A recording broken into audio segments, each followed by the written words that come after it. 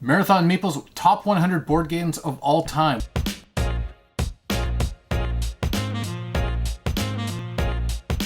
We are filming this in March 2022. So before we get into it, I'd just like to talk a little bit about our board gaming experience. We've both been hobby gamers since 14, originally. 15, yeah. We've owned roughly 400 games. This is by no means a definitive list. This is just our choices. Number 100 is Skyline Express.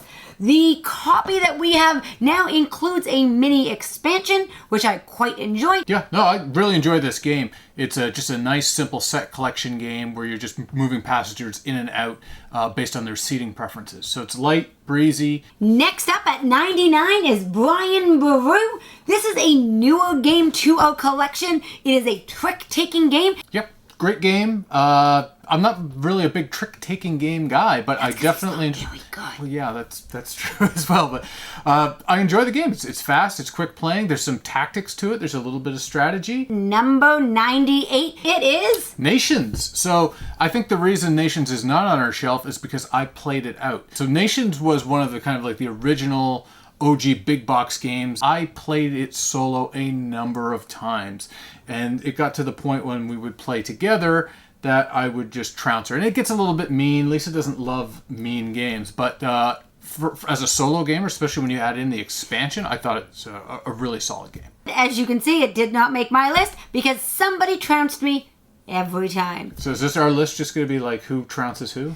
I hope not. Hopefully not, but let's see what comes up next. Next up is Destiny. The computer trounces me on this one. So this game is a lot of fun in my eyes because I enjoy the aspect of having the TV included and having some extra storyline. I love a good themed game and when I can get into the lore behind the game. Yeah, no, I enjoy the game. It's app driven.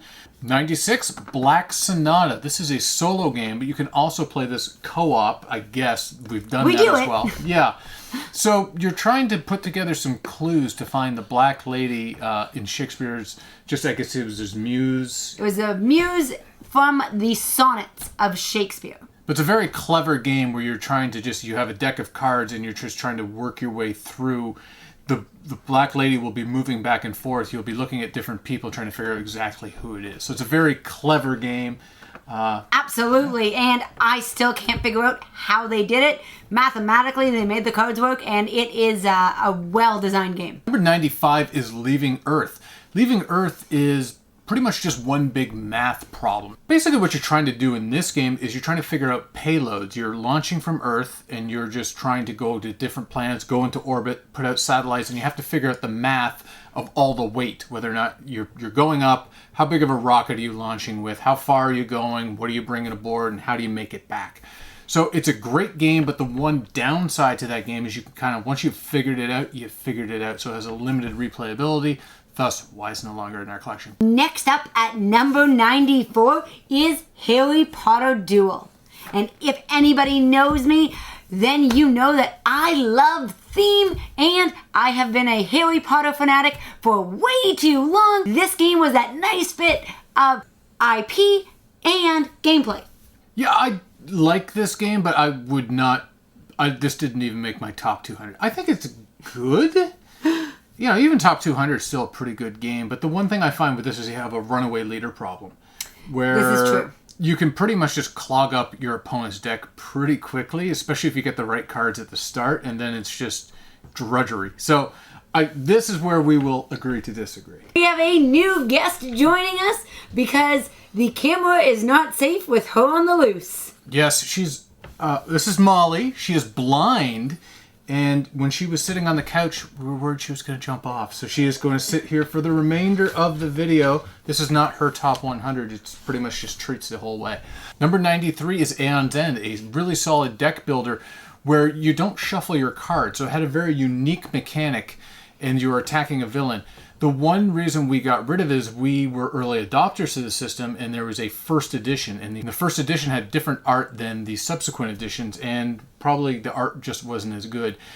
By the time that we were looking to get back into the system, it kind of got into what I like to think of as deck builder creep. And at that point, Aeon's End there was like 4 editions, and I like deck builders a lot, but I get to a point with deck builders sometimes is it becomes almost a game inside of a game, and I know a lot of people love that, but for me I just kind of want to get it to the table and play instead of having to go through 6 expansion boxes to figure out the right combination.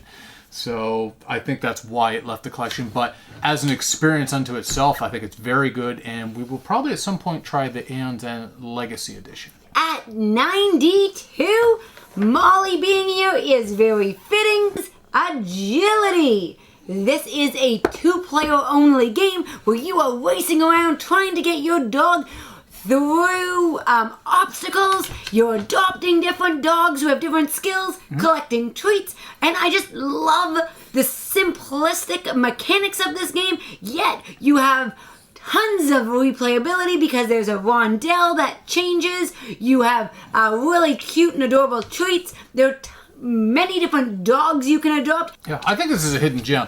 When you think of games like this is like a patchwork style box, and 2-player games in this style, there's probably a lot of other games most people think of. Like this would be one of the bigger hidden gems. If we made a hidden gems list, and we probably have, this would be on it. Absolutely. And the last game, Rhino Hero. I love this game. I know it's a child's game, but it brings back fond memories of things like Jenga, where you are just going head to head. It's real time, trying not to collapse that tower, and I love the artwork. It's really adorable. I can play it with adults. I can play it with my 5-year-old nephew, so it's just a versatile and fun, quick playing game. Yeah, you can pack, you can take, you can play with pretty much anybody. So. My kids love it at school. There you go. It's definitely a hit there. You know, you get groups of people cheering on other people. You know, of course, they were trying to blow it down as well. Well, Molly is round and ready to go. She is going to wave goodbye, and that is 91 to 100.